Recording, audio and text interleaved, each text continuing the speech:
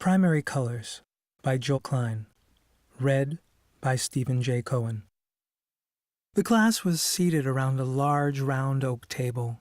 They were what the WPA muralist had in mind, a saintly proletariat.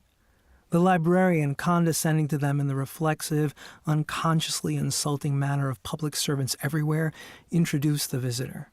Governor Jack Stanton, who has been a great friend of continuing education and is now running for... She tossed a flirtatious look his way. Cover. Do you want to say a few... No, y'all go on ahead, he purred. Don't mind me. He took a seat away from the table, deftly respecting the integrity of the class. I sat diagonally across the room from him. I could watch him watching them.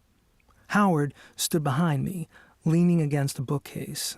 They introduced themselves. They were waitresses, dishwashers, and janitors, most in their 20s and 30s, people with night jobs. Each read a little. The women had an easier time of it than the men, who really struggled. And then they said something about their lives.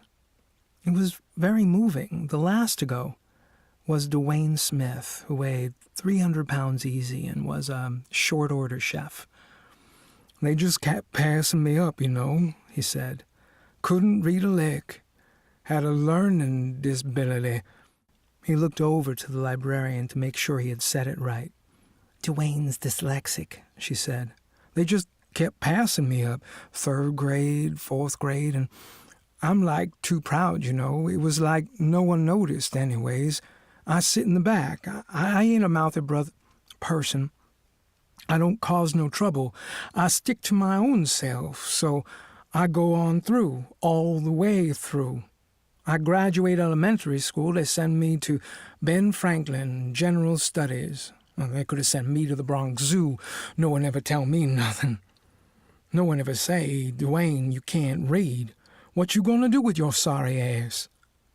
Excuse me. He looked over at the governor, who smiled, urging him on. This was 20 years ago, the librarian interjected. We're better about catching those things now. As if that canceled out such monumental callousness, the numb stupidity of the system.